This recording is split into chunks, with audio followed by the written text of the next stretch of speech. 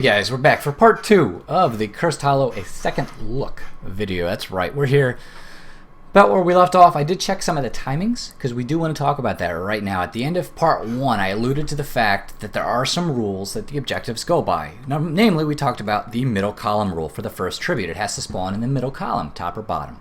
Now, also, I will put the paste bin link in the video description. This has a big data mine from the game, not just limited to Cursed Hollow. A lot of great info in here if you want to dig through this, and it's stuff for other maps, from merc camps, a ton of data, and I'm not sure who gave us this, but it's shout out to whomever that. Let me see if there's a name here. I said created by a guest, so I can't tell you who created this, but thank you to whomever you are. Okay, because it's really convenient, and a lot of these numbers are, like I said, on Cursed Hollow are random, but there are ranges that they operate within, so you can guess. You can make good educated guesses. And namely, let's look at this. I can't pull it up on screen, but the start time to curses, like I said, is 2 minutes and 30 seconds, but it's a variable window of 20 seconds. So it's either 2:10 or 2:50. Somewhere in there is the first curse. After that, first tribute, not first curse.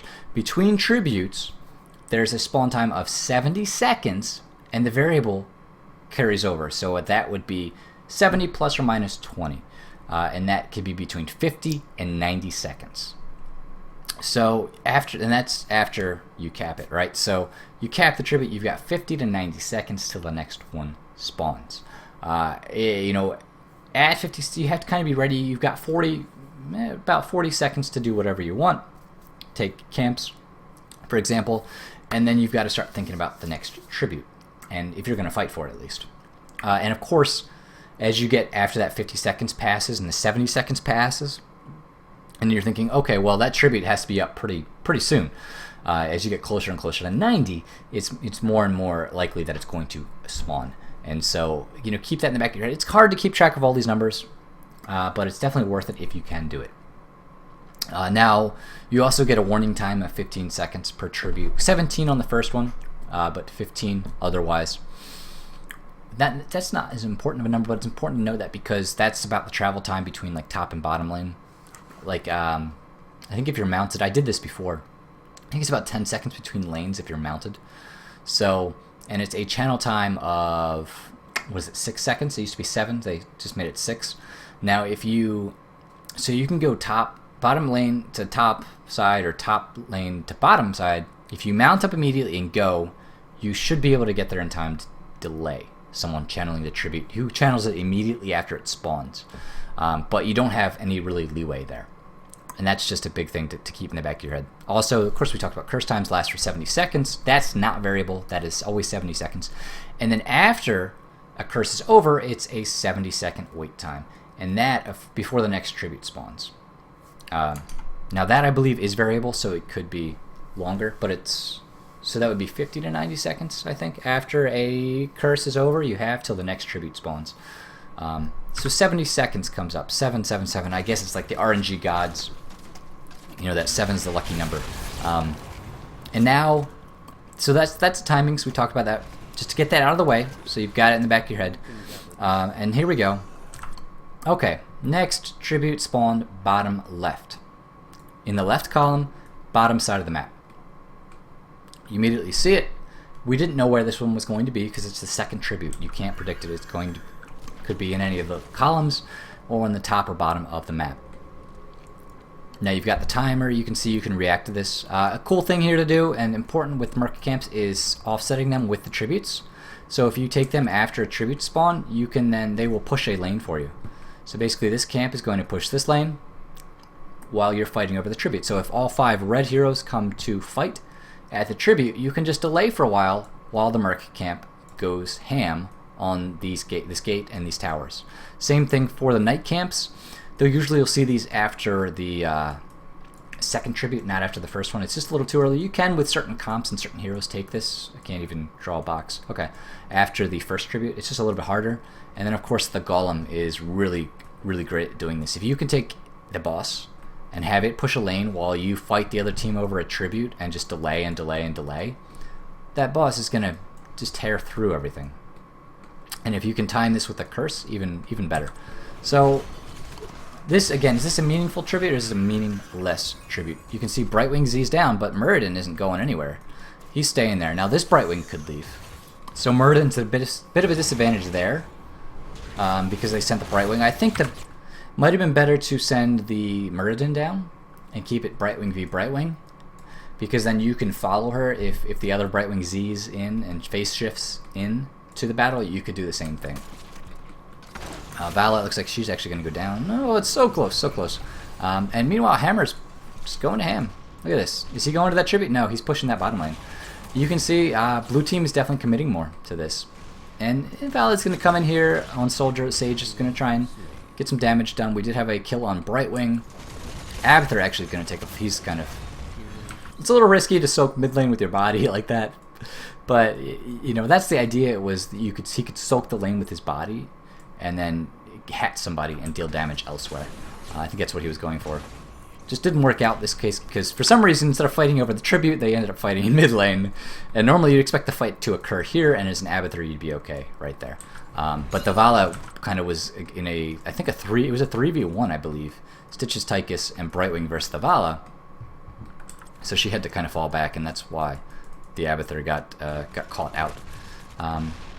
But still, red team and blue team, they're soaking all the lanes. Now red's pushing bottom, blue is pushing top. They've got these siege giants here, but you know Vorgestelt on the Meridin is doing just fine. Brightwing Z's in, and so tribute goes to blue. Is it game over? No. Red's doing all right. Now, ideally though, in a case like this, when you're on the red team, if you've given up 2 tributes, you want to be ahead in XP.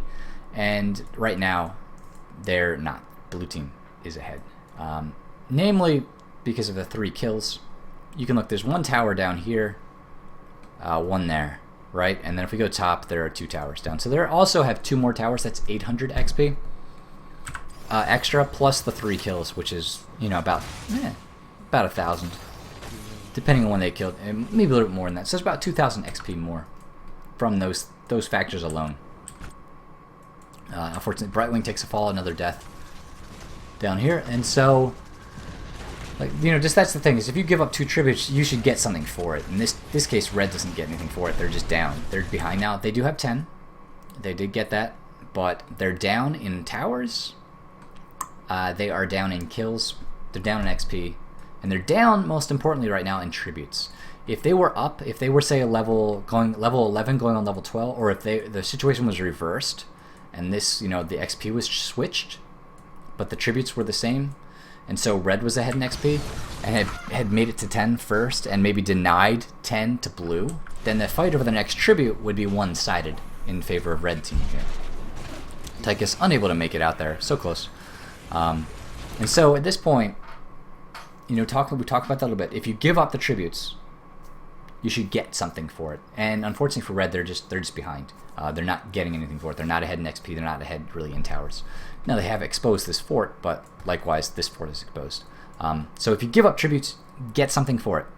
Even if they're meaningless, you should get something because the other team is committing resources to taking them, which means they can't be somewhere else on the map. Get towers, get a fort. Get merc camps pushing so that then you can go and push somewhere else. You have to get pressure on in exchange for giving up tributes. They're a currency. If you give them up, you have to get something in exchange. You don't want to give up free lunches. Okay, so that's the one. And now, like we did with the second tribute, this is the third one coming out. We have to think about, okay, when is the next one going to spawn? And let's actually go back. You know, we didn't take a note of this. We'll fast forward through things. Think, when did that second one come in? At 6 minutes, or was it before? Remember, there's that 70-second wait period, so I might have to hit this like 7 times. The B key. The B key is for back. Goes back 10 seconds at a time. For anyone that is not familiar with that, it's one of the best ways to search. So you can see. We'll actually look at this. The 6-second cap, 5:26. So 70 is a minute 10, right? That would be 6:36, but it could be as early as 6:16 or 6:56. Okay, so 6:16 or 6:56 is the next one.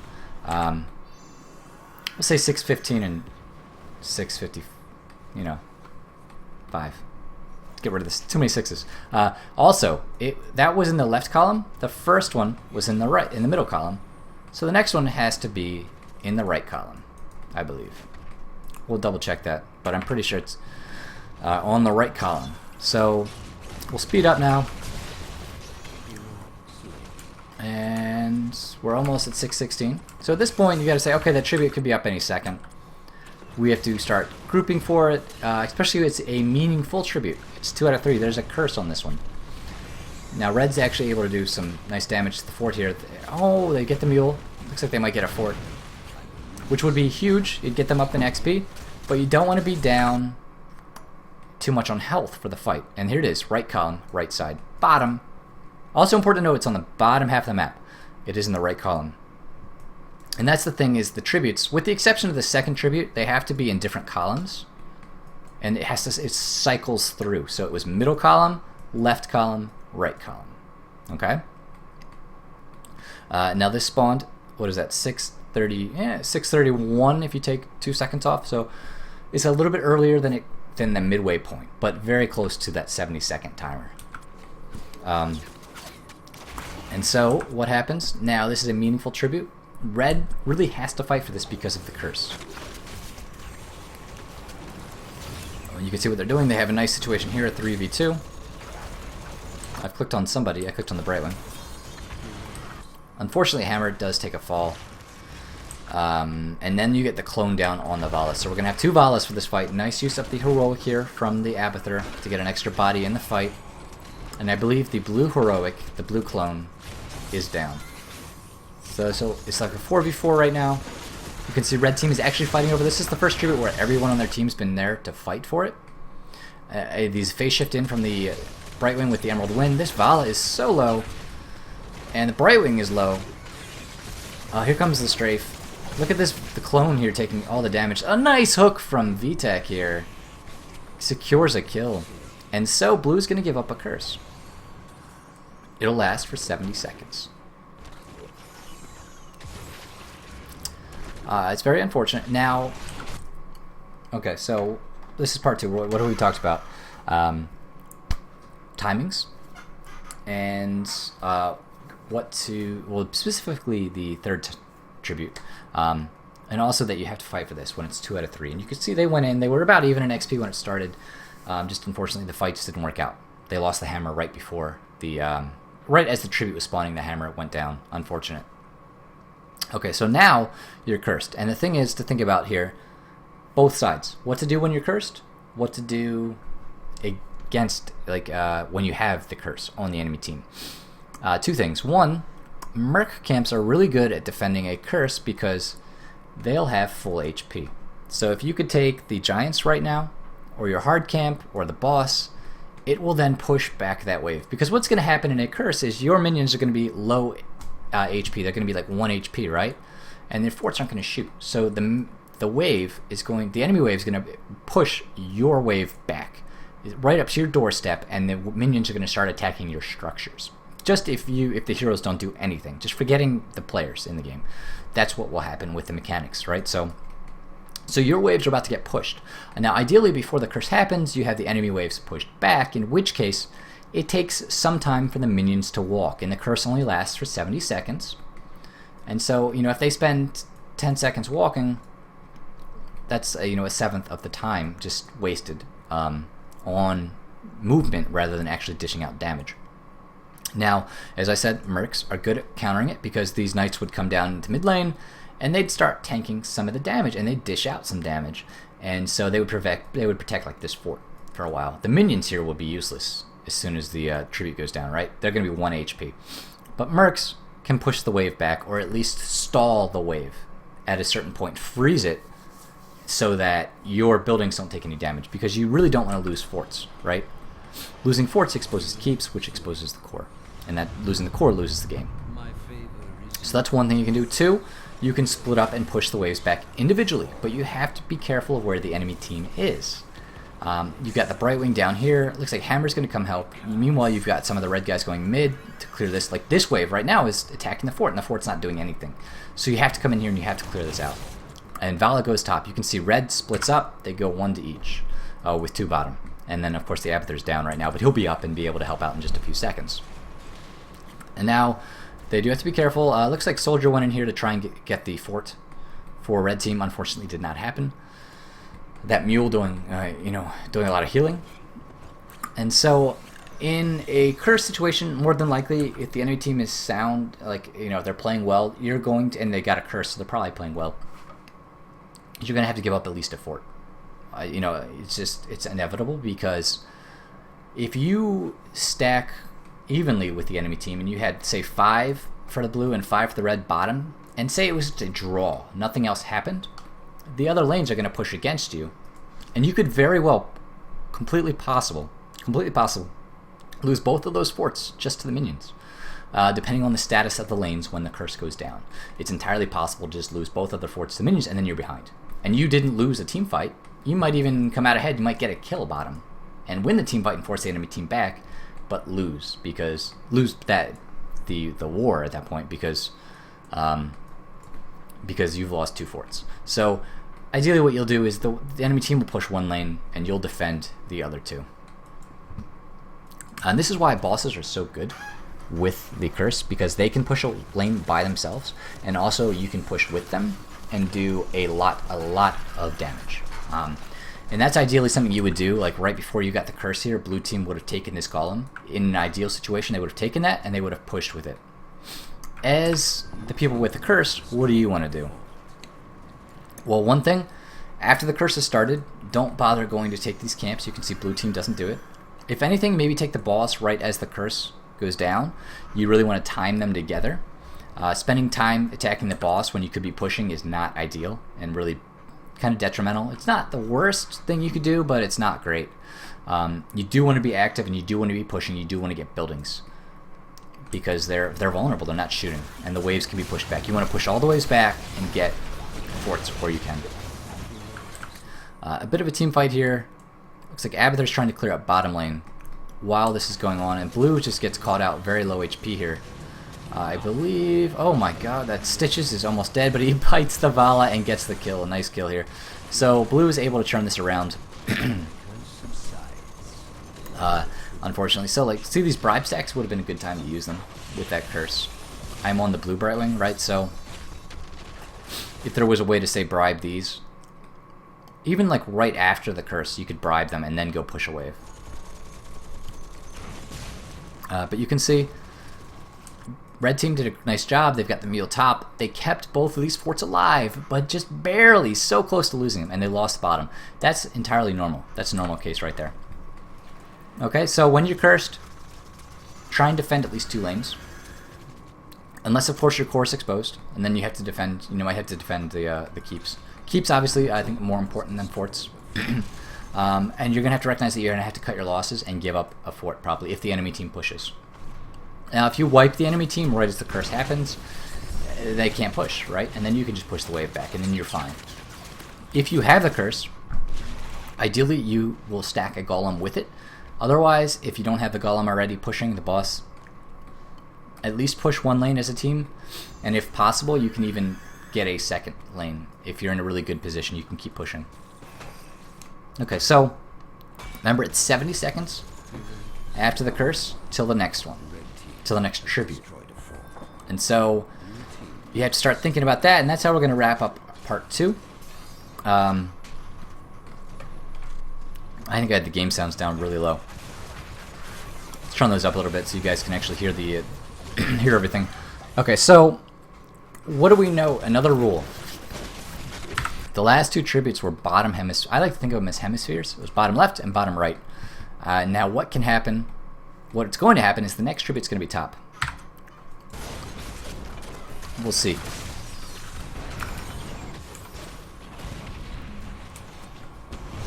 Alright, so a little bit of team fight skirmishing here. And another thing that's important to note is when you're cursed, if the enemy team is out here attacking like this gate, and you're here by yourself, just you're not safe. They can dive over that wall really fast, and kill you because nothing is going to be shooting them. And the minion wave is going to die immediately. So this is normally like a safe place to be when this is up, full health. But during a curse, this area is not that safe. Not at all. A good player will recognize that you're vulnerable and dive you and kill you. Like if there's a 2v1 or a 3v1, any more than that, yeah, and I'm sure they'll capitalize on it and kill you if you're out of position.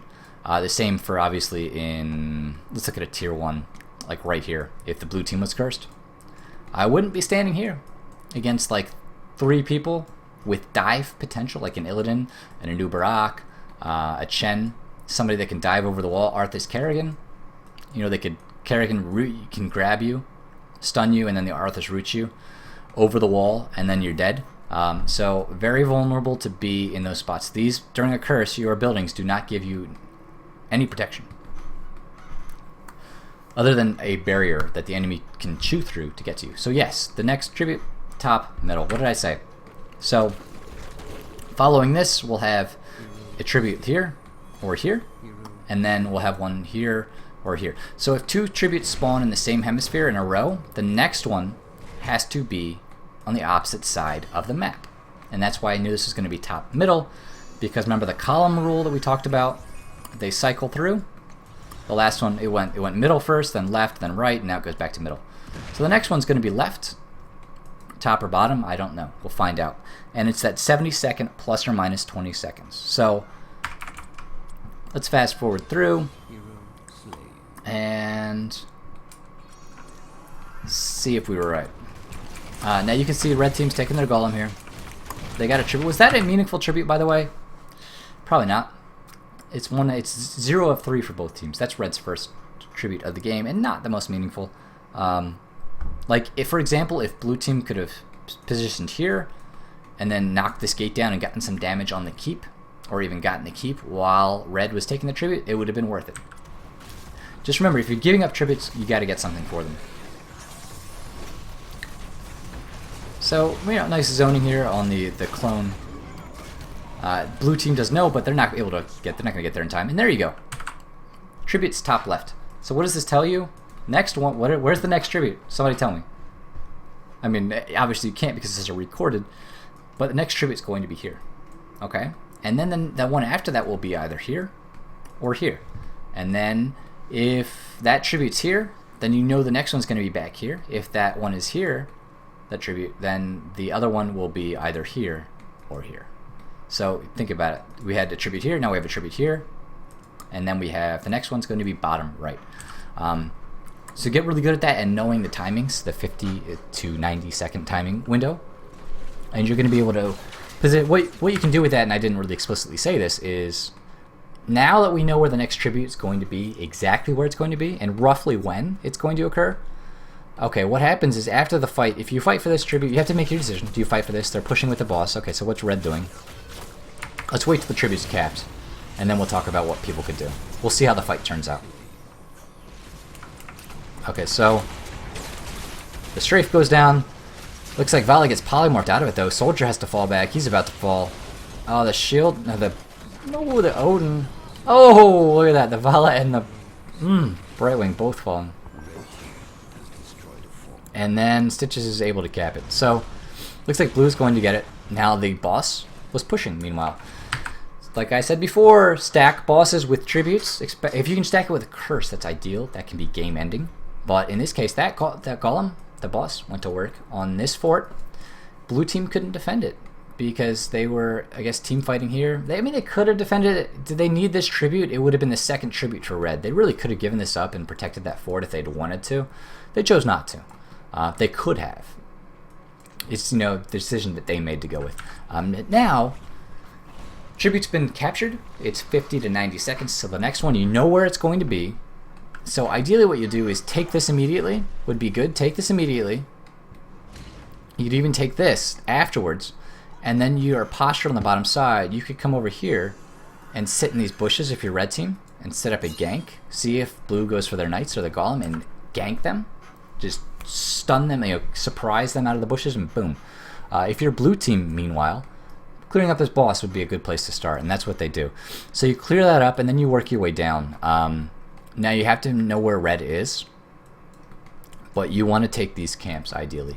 Now, you won't be able to, because you only have one tribute, you won't be able to stack this with a curse. But if you take this and then immediately take this and you get it safely and sound before the red team can get to you, then all of a sudden you'll have those pushing mid lane and bottom lane, and you can fight over what is essentially a meaningless tribute for red, and they'll probably let you have it. They probably will have to fall back. I mean, they can fight for a little bit, but really they're going to have to defend the camps. So whatever you do, start at the top in this case and then get to the bottom of the map, because you know the tribute's going to be bottom right. So do something on the top for the first 30 seconds, 40 seconds, excuse me, first 40 seconds maybe, and then start getting towards the bottom half of the map. Make sure you're full health if you need to. Clear out any lanes that are pushing, push them back, take any market camps, and then be ready for this, because like I said, it's bottom right. Boom. And now, what's blue going to do? They have 10 seconds. They're actually starting their bus. They don't need to fight for this tribute. They don't have to. We'll see what they do. And essentially, oh, the Brightwing actually gets caught. So in a situation like this, give up the tribute. You're going to be low from the boss. It's kind of risky to take it anyways, but you did. You took it just fine. So now it pushes. Just fall back. You're not going to be able to win this fight, because it should be 5. I mean, Soldier's split pushing, so it's a 4v4 with the clone. But if Soldier had been down here, it would have been a 5v4, and I think red would have won that handily, because it's a level differential, but no talents. As it stands, though, nice clone coming in from blue.